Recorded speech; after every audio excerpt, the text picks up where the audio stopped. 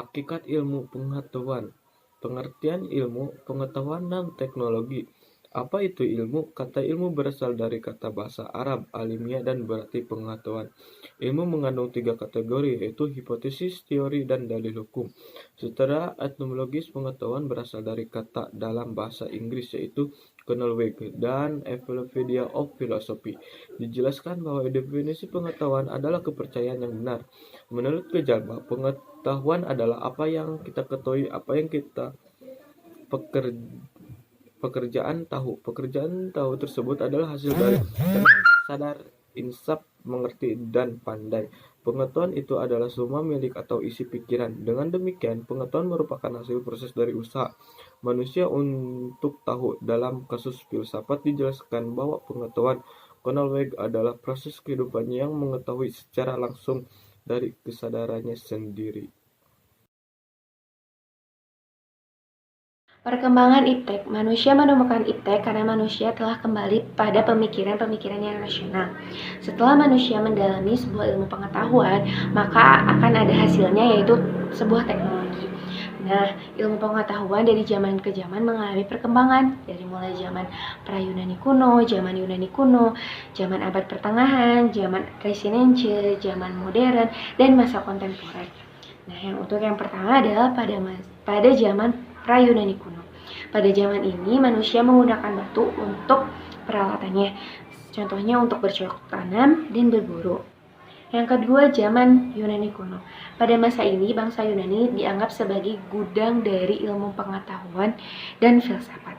Dan bangsa Yunani juga percaya akan mitologi-mitologi. Zaman abad pertengahan. Pada zaman ini, banyak ilmuwan-ilmuwan yang karya ilmiahnya itu terkait dengan keagamaan. Zaman yang keempat adalah zaman Renaissance. Zaman ini merupakan peralihan dari abad pertengahan dan zaman modern. Nah, di sini merupakan era kebangkitannya pemikiran-pemikiran yang bebas. Yang kelima, zaman modern. Pada zaman ini, banyak ilmuwan-ilmuwan yang mengembangkan teori-teori. Contohnya dari Isaac Newton yang menemukan teori gravitasi, dan J.J. Thomson yang menemukan elektron. Untuk yang terakhir adalah zaman kontemporer. Pada masa ini, ilmuwan yang terkenal adalah Albert Einstein. Zaman kontemporer ditandai dengan teknologi yang makin canggih. Contohnya mulai berkembangnya atau mulai ditemukannya komputer, laptop, handphone, internet, dan lain sebagainya. Nah, dalam perkembangan ilmu pengetahuan ini juga melalui berbagai proses. Yang pertama, melalui penelitian, eksperimen, ekspedisi, seminar, kongres, dan lain-lainnya. Dan hasil-hasilnya juga berupa-rupa, ada yang berupa teori, ajaran, paradigma, dan temuan lainnya.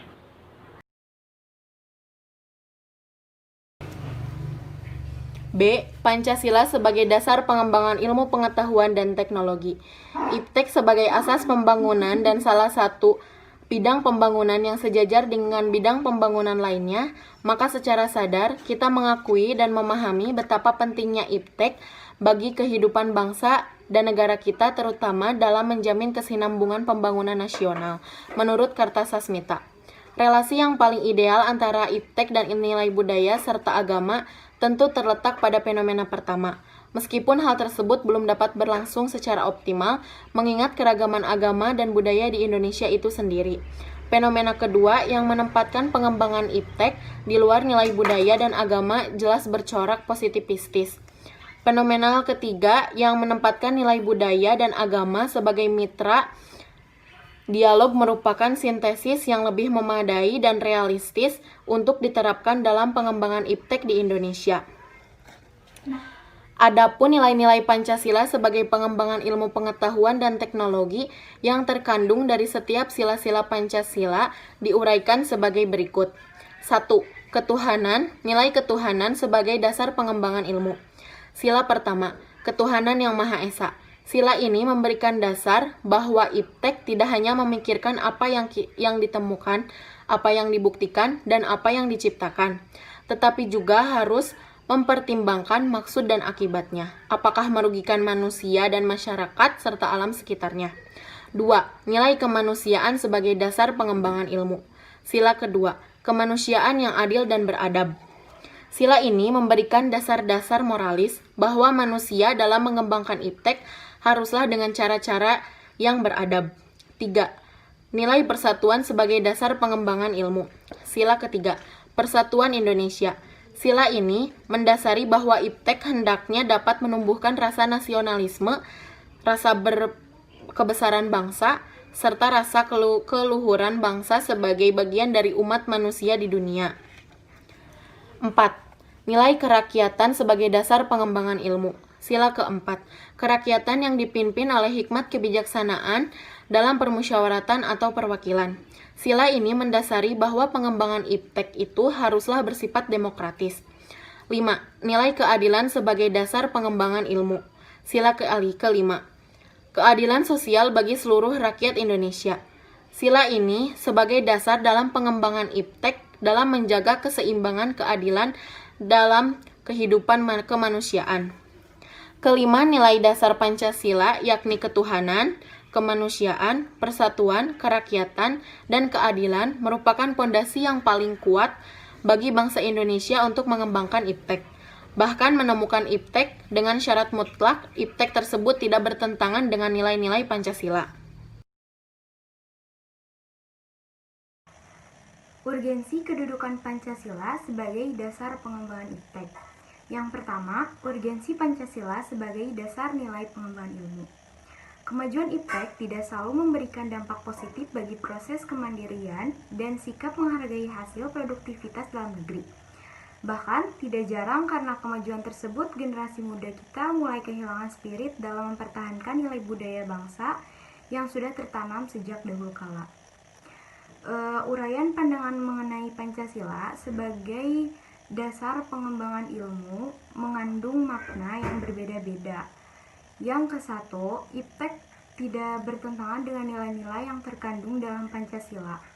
Mengandung asumsi bahwa ilmu pengetahuan dan teknologi itu berkembang secara otonom, kemudian dalam perjalanannya dilakukan adaptasi dengan nilai-nilai Pancasila.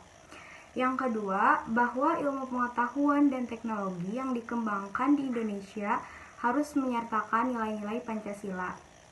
Yang ketiga, bahwa nilai-nilai Pancasila berperan sebagai rambu normatif bagi pengembangan iptek, mengasumsikan bahwa ada rule of the game yang harus disepakati oleh para ilmuwan.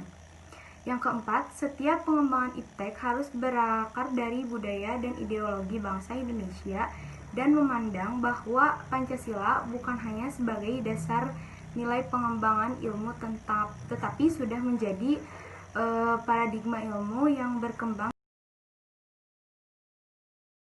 Saya akan menjelaskan alasan diperlukannya Pancasila sebagai dasar nilai pengembangan ilmu. Yang pertama, diperlukannya renungan atau refleksi agar masyarakat tidak terjerumus ke dalam pilihan yang tidak sesuai dengan kepribadian bangsa. Terus alasan yang kedua yaitu karena diperlukannya tuntunan moral bagi para ilmuwan dalam pengembangan iptek di Indonesia. Alasan yang ketiga karena Indonesia memerlukan orientasi yang jelas untuk menyaring dan menangkal pengaruh nilai-nilai global yang tidak sesuai dengan nilai-nilai kepribadian bangsa. Alasan keempat yaitu Pancasila dijadikan dasar pengembangan ilmu pengetahuan dan teknologi. Yang kelima, gaya hidup global menggantikan nilai-nilai kearifan lokal. 3. Dinamika dan tantangan Pancasila sebagai landasan pengembangan iptek. Pancasila sebagai landasan pengembangan ilmu belum dibicarakan secara eksplisit oleh para penyelenggara negara sejak Orde Lama sampai era Reformasi. Para penyelenggara negara pada umumnya hanya menyinggung masalah pentingnya keterkaitan antara pengembangan ilmu dan dimensi kemanusiaan atau humanisme. Sementara itu, tantangan terhadap Pancasila sebagai dasar pengembangan iptek di Indonesia adalah sebagai berikut. 1. Kapitalisme yang sebagai menguasai perekonomian dunia termasuk Indonesia. Akibatnya, ruang bagi penerapan nilai-nilai Pancasila sebagai dasar pengembangan ilmu menjadi terbatas. 2. Globalisasi yang menyebabkan lemahnya daya saing bangsa Indonesia dalam pengembangan iptek sehingga Indonesia lebih berkedudukan sebagai konsumen daripada produsen dibandingkan dengan negara-negara lainnya. 3. Konsumerisme menyebabkan Indonesia menjadi pasar bagi produk negara lain yang lebih maju. 4. Pragmatisme yang berorientasi pada 3 ciri, yaitu keberhasilan, kepuasan, dan hasil, mewarnai perilaku kehidupan sebagai besar masyarakat Indonesia.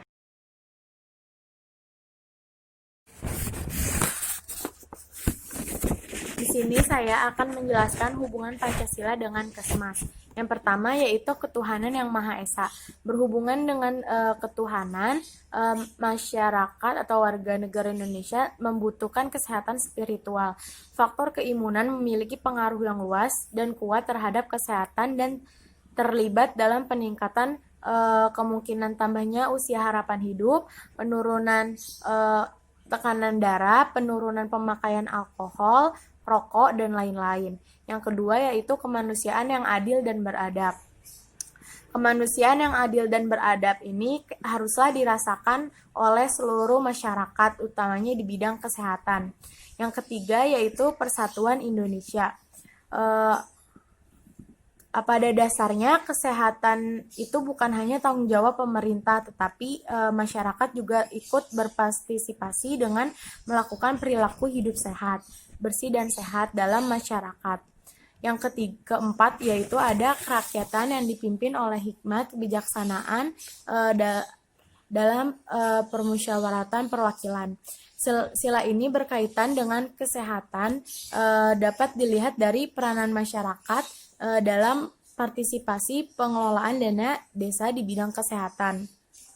Yang kelima yaitu ada keadilan sosial bagi seluruh rakyat Indonesia.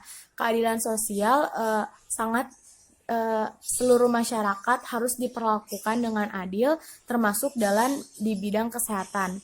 Nah, kesimpulannya itu melalui butir-butir Pancasila ini dapat dijadikan modal dasar dalam penerapan program kesehatan.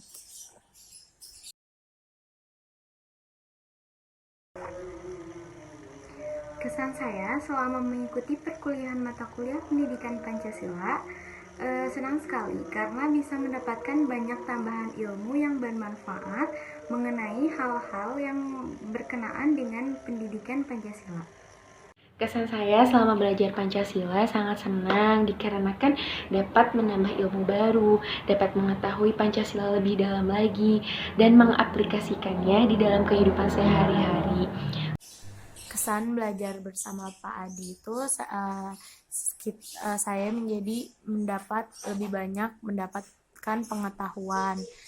Terus cara penyampaian materi oleh Pak Adi sendiri juga sangat baik. Lalu kita juga dikasih kesempatan untuk bertanya dan yang nantinya dijawab atau dijelaskan secara langsung oleh Pak Adi. Kita dapat pengetahuan tentang materi yang kurang. Kesan saya selama mengikuti perkuliahan bersama Bapak, alhamdulillah saya sangat bersyukur dan bisa mendapatkan ilmu dari Bapak. Banyak hal-hal yang tidak saya tahu menjadi tahu. Saya senang masuk mata kuliah Bapak. Terima kasih Bapak atas waktu 1 semesternya. Pesan-pesan saya selama mengikuti perkuliahan Pancasila adalah menyenangkan dan saya mendapatkan banyak ilmu tentang Pancasila. Terima kasih.